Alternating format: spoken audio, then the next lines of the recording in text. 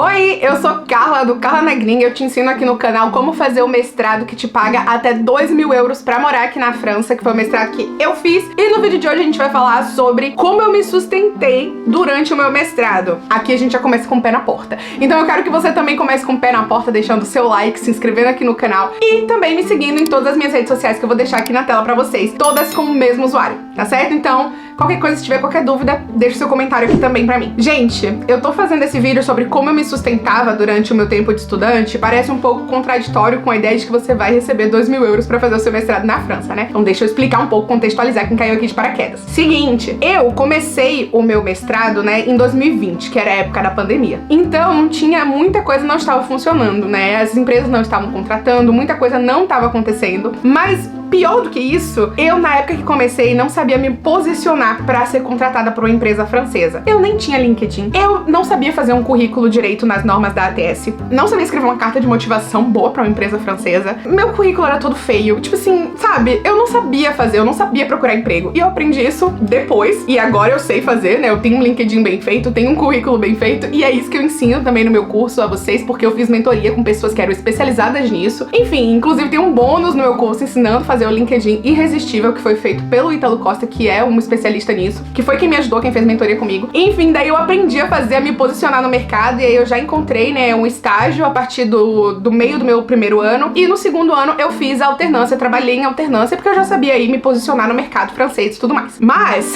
nesses primeiros 6 meses em que eu não era alternante, no sentido de que o meu mestrado era em alternância, mas eu não tinha encontrado um trabalho em alternância, eu não sabia me posicionar pra encontrar o trabalho em alternância. E aí, se eu não tava trabalhando em alternância, com o que eu tava trabalhando? E é isso que a gente vai falar aqui nesse vídeo agora, tá? Com o que eu trabalhava na época que eu não era alternante ainda, né? Nos primeiros 6 meses como estudante. E olha, como vocês sabem, aqui na França, com visto de estudante, você tem direito de trabalhar, né? Você tem permissão de trabalhar. Não trabalhei ilegal, nada disso foi ilegal, tá? Eu trabalhava com permissão de trabalho mesmo. Você tem permissão de trabalho de até 964 horas por ano, que dá mais ou menos 60% aí do período integral de trabalho de uma pessoa. E eu sempre fui muito faz tudo, sabe? Eu sempre fiz muita coisa diferente. Então, durante esse período, eu, no primeiro momento, fui babá e fotógrafa. Eu ganhava bem como fotógrafa, tá? Tipo assim, não era como os fotógrafos. Se você for em Paris hoje pedir um orçamento de um fotógrafo brasileiro lá, você vai ver que eu cobrava pouco. Mas eu cobrava o suficiente pra viver, assim, eu cobrava por uma pessoa 1 hora 89 euros. E por 2 pessoas 1 hora 119 euros. E aí aumentando se a pessoa quisesse mais horas e tal. No final eu conseguia viver com esse salário. Eu já tava acostumada a viver com salário de au pair, então era suficiente pra mim isso que eu fazia com fotografia, né? E além disso também eu fazia alguns trabalhos de babá aqui e ali, e como babá eu cobrava 8, 10 euros por hora de trabalho, era bem pouco. Mas eu conseguia com esse dinheiro me manter e tal. Só que daí, num dado momento, começou o lockdown, né? Eles fecharam as coisas, a gente começou a ter que ficar confinado. Então, eu não tinha como fazer fotos, porque não tinha mais turista vindo pra Paris, então não tinha ninguém mais que quisesse foto minha. E também eu não tinha como ser babá, porque as crianças não estavam tendo aula e os pais não estavam indo pro trabalho. Então os pais ficavam em casa com as crianças, e aí eu não tinha como ser babá. Então aí eu tive que encontrar novas formas de ganhar dinheiro, e foi aí que eu decidi, né, dar aulas de inglês online. Primeiro houve um momento de desespero, tá, gente? Eu pensei, não vou mais conseguir pagar meu aluguel, vou ter que sair daqui, vou ter que voltar pro Brasil. Mas aí minha mãe falou, olha, se quiser voltar, você sabe que tem pra onde voltar, né? Mas insiste aí um pouco. Aí eu falei, beleza. Aí resolvi insistir. E daí divulguei no meu Instagram que eu queria dar aulas de inglês. Na verdade, eu já dava aulas de inglês, eu já tinha um histórico, né? No Brasil, eu fui professora do CCIE, fui professora da Wizard, fui professora da OL, que são diversos cursos famosos de inglês no Brasil, e eu fui professora de todos eles por até um longo período, mais de 2 anos. E depois eu já dei aulas particulares, eu tinha desenvolvido um método próprio pra dar aulas de inglês, e eu gostava muito de dar aulas de inglês, mas como eu era au pair e dava aulas de inglês nos meus horários vagos, eu não era também, assim, professora de muitos alunos, sabe? Eu tinha 4 alunos e tal, às vezes eu tinha 5, às vezes eu tinha 3, porque as pessoas vão desistindo ao longo do caminho também, né? Vocês sabem como é. Então, eu decidi assim, eu vou dar aula de inglês, então eu vou me sustentar aqui na França com aula de inglês. Gente, o euro tava em 6,60.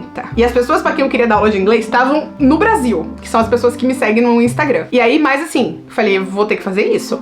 Aí divulguei no meu Instagram que eu ia abrir turma de inglês. E eu juro por tudo que é mais sagrado, no mesmo dia eu consegui 32 alunos e fechei a agenda.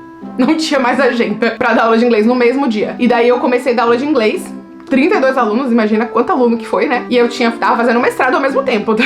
Eu tava fazendo mestrado ainda, nos dias que era do mestrado, que no meu primeiro ano, o meu mestrado era segunda, terça e quarta. E aí quinta e sexta eram os dias que eu tava mais livre. E ainda eu consegui também, com uma menina que era au pair e me indicou pra a família dela, eu consegui ajudar no dever de casa de 2 crianças. Eram 2 menininhos gêmeos, né? Que eu ensinava o dever de casa pra eles. Meninas, essas meninas eram abençoadas por Deus. Em nome de Jesus. Mas aí eu ajudava também nisso, isso era ótimo, porque esse dinheiro com eles pagava minha comida, né? Que era assim, acho que eu recebia 20, não, era mais de 20, era 40 euros por semana. Eu recebia pra ajudar eles no dever de casa, porque eu ajudava só 2 dias, tá? Na semana. E do trabalho, né, de professora de inglês, eu pagava o meu aluguel. E daí eu vivia mais ou menos assim, gente. Nossa, foi tão difícil essa época. Foi muito sofrido, cara. E daí eu fazia, essas eram as minhas despesas. Ah, eu vou fazer um vídeo sobre as despesas que eu tinha como estudante. Mas aí foram essas formas que eu trabalhei. Então eu trabalhei de ajudando no dever de casa, fotógrafa, babá, professora de inglês. Foram as 4 formas que eu trabalhei. Mas eu conheço pessoas que trabalhavam com várias outras coisas na França, né?